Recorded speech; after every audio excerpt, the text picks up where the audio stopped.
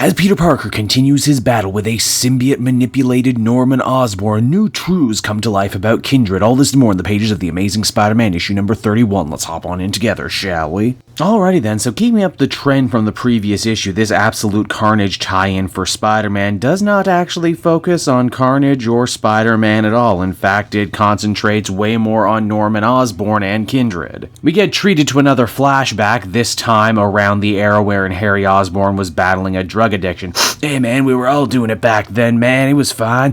Norman, showing some uncharacteristic concern for his son, blames Peter Parker and all of their extended friends for his son's current condition, even banishing them from the Norman Osborn manor.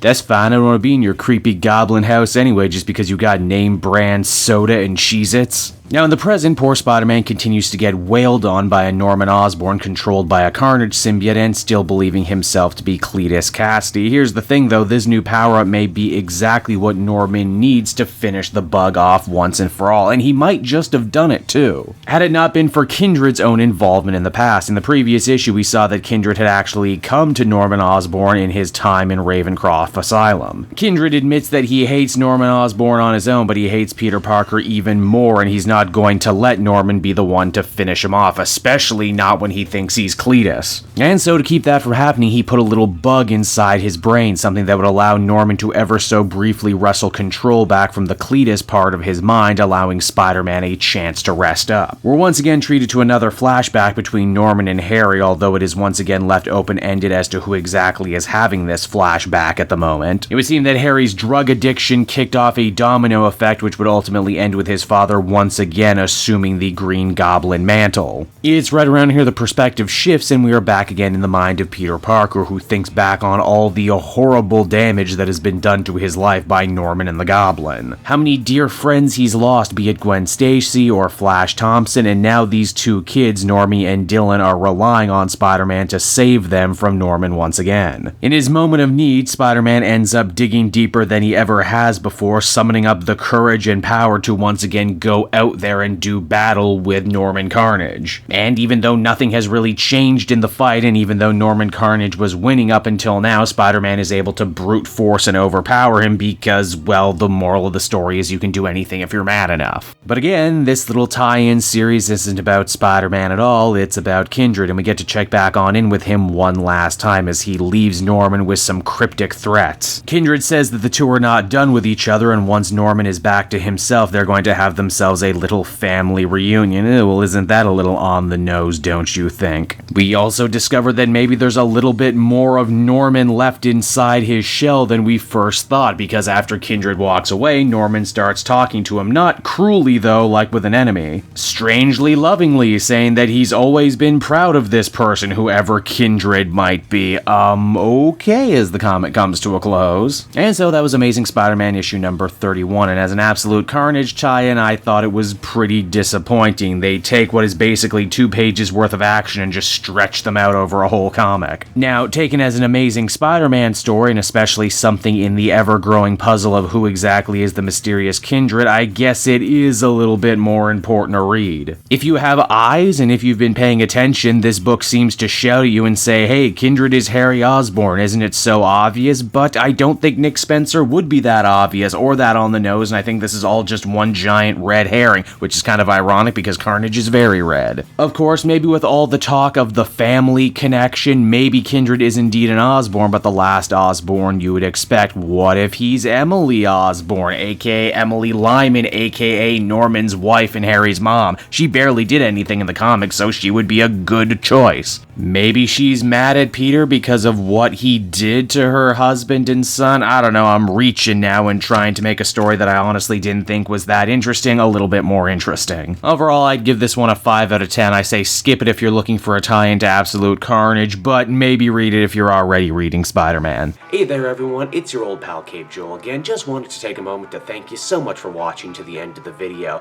I hope you enjoyed it, and if you did, and if you're in the market for comic books right now, and I mean really who isn't, you might want to check out my book depository link down in the description. It's no joke my favorite place to buy comic book trades. You get a great price, and if you use my link, not only will you be getting yourself something nice, but you'll be helping out the channel a little bit while you do so. So, you win, I win, everybody wins, right? And until next time everyone, this has been Cape Joel, bye-bye.